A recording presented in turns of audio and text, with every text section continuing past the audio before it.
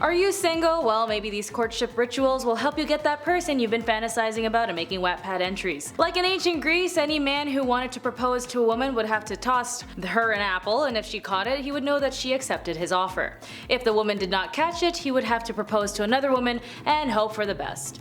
But in this aspect, it isn't just throwing an apple at her. Some may have taken it a little too far and actually throw an apple at someone's head. Hey, I have something to tell you, but I don't know what to tell you. Oh sure, what is it? Well, actually, I was planning to throw this apple at your head and I hope you accept it. What? Yeah, I hope that's okay. It's not. In fact, I think it's better that you don't like me. So no apple? No. To be fair, in some cultures, apples were simple and a cost-effective fertility custom that was shared between individuals wanting to produce a healthy apple harvest. During the medieval times in England, villagers would select the largest apple tree in the orchard and hang cider-soaked pieces of toast on the branches in order to attract robins.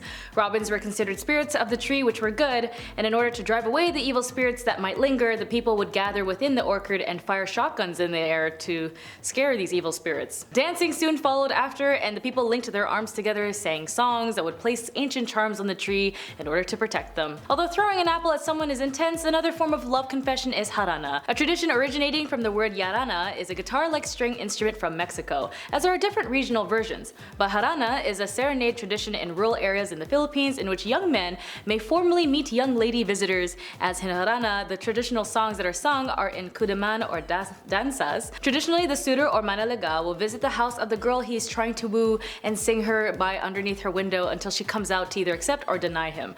The suitor may also have his homies, as he may not always be alone, and they'll be playing guitar and providing backup vocals as he sings. The Harana first gained popularity in the early parts of the Spanish-Philippine period. Its influence comes from folk music of Spain and the mariachi sounds of Mexico.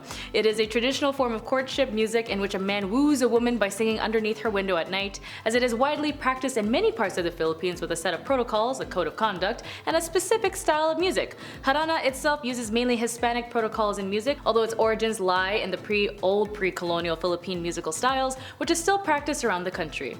Ideally, the dalaga or young lass will choose to accept him. Funny enough, in some regions, if the girl doesn't like the guy, she could always just throw a bucket of water at him and tell him to get the heck out. But if she really doesn't like him, she can also throw her toilet bucket on him, if you know what I mean. But not all courting is as cute as Harana. Some can be legally concerning. Love can make boys do crazy stuff like sneaking up into a girl's room in the dead of the night, all while risking arrest or a shotgun to the face by her angry father. And for the men of Bhutan, the tradition has been ingrained in their culture for the longest time, a form of courtship, also known as night hunting, which again, don't do it. Boy, don't do it, look at me. Don't do it. Formerly known as albemina, a night hunting started in the eastern rural areas of Bhutan and involved a man that would sneak up into the girl's room and spend the night there. If he was caught, he has to either marry the girl or work it off on the girl's family fields.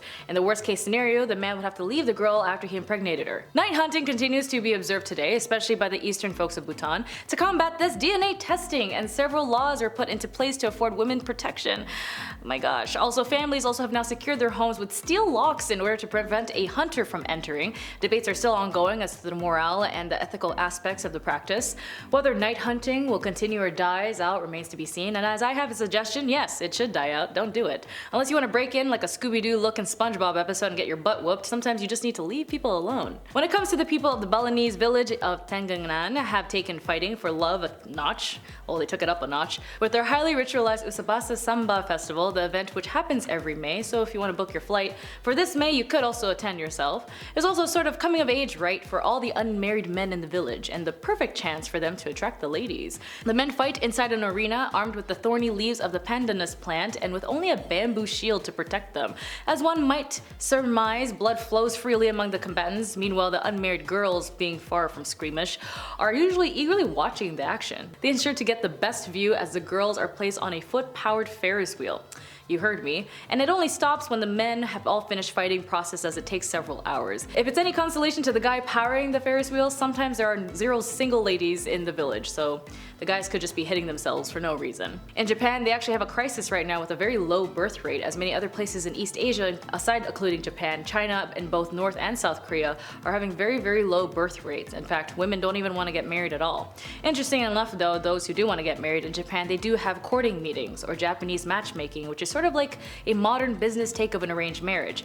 But it's still pretty much, yeah, an agreed arranged marriage. See, before any meetups, the matchmaker conducts a comprehensive background check of the man and the woman, as well as their families. An exchange of both pictures between the candidates and their families also occur. The stringent cross-examination ensures that the families are well suited to each other and also lessens the chances of future conflict. Omae started during the Japan feudal age, and it was utilized mostly for political alliances. The practice greatly declined after World War II when the result of Western influx influenced young Japanese couples to go out on dates.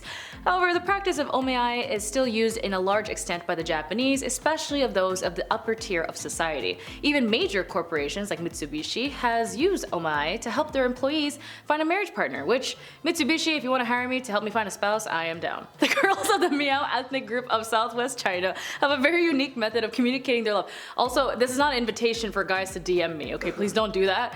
I'm happy being single, it's just I like to choose. During the Sisters Meal Festival in April, which is their equivalent of Valentine's Day, the girls dress ornately to cook lots of sticky rice in 4 different colors, with the colors representing the 4 main seasons of the year. They give rice rolled in handkerchiefs to the suitors who serenade them. If the man wants to find out if he has landed a girl, he must unwrap the handkerchief and sift through the rice. If he finds 2 red chopsticks, then good news, it means the girl likes him back. If there's only 1 chopstick, then the girl has politely turned him down. Woe to the man who finds garlic or chili, as it means the girl has just flat out rejected him. A girl who hasn't made up her mind will put a pine needle. This signifies her intention for waiting for a man, provided he gives her more gifts. She said sprinkle sprinkle. Love hut is a phrase used time to time to distinguish edgy cute couples in their suburban homes, but it's an actual thing in some cultures. Although other parts of Africa practices, the Zulus are especially noted for their bizarre take on the tradition. During the latter stages of the courtship phase, the father of the girl builds a separate hut where she and her suitor can meet at night. Far from being liberal, the father is actually quite strict in doing these building the hut things, but he doesn't allow the suitor into his home, nor does he acknowledge the courtship. It's only when he asks his daughter to get the cattle from her suitor that the father will finally recognize his existence. Fathers of the Krueng tribe of Cambodia and northeast areas, on the other hand, are very liberal on that notion. Not only do they build love huts for their daughters, they also encourage them to take in as many boys as they want, sometimes in a single night.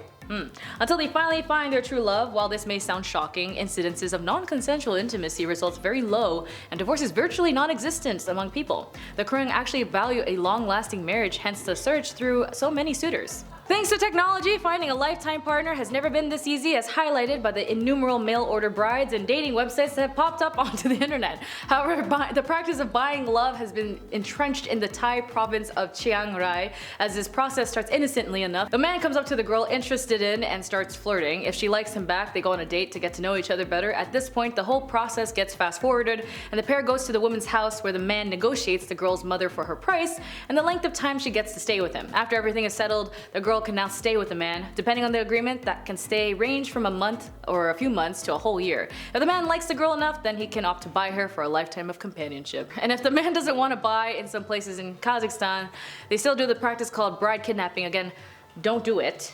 Okay, don't. This practice is cultural practice in Kazakhstan involving a kidnapping of a woman in order to force the woman to marry the kidnapper. Such kidnapping is divided into 2 types: kidnapping without consent of the woman and one with. According to the Criminal Code of Kazakhstan, kidnapping can be sentenced to 10 to 15 years imprisonment.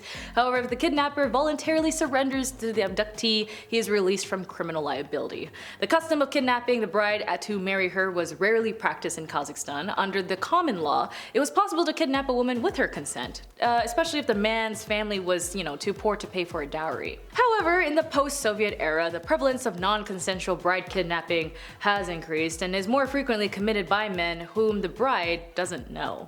So, a kidnapped woman, even if she does escape, is stigmatized in her village. In the Islamic tradition, according to which a girl must keep her virginity until marriage, she cannot spend the night at another man's house if he is not her father or brother, which put her virginity in doubt. Thus, her only social option is to escape the kidnapper's house before dark, or just agree to marry, which the families, like mothers and like daughters and sisters, would try to peer pressure her into staying, which sometimes they just end up accepting, or worst case scenario, taking their own life. In a less scary form of courting though is whistling, which is interesting enough. While boys are usually taught that whistling to members of the opposite gender is bad manners, the Kickapoo tribe of Mexico have used it for decades to whisper sweet nothings to their lovers. The practice itself is relatively young. Lovers used to communicate it with a flute up to 1915. The whistling usually takes place inside the village during dusk and is a way for a couple to plan their meetups for the evening. To prevent any mix-ups, couples do have their own unique tones that they can easily recognize, as anyone in their village can hear it. The couple must also code their whistles carefully to make sure that only they can understand the message. While the whistling itself is usually just a short message,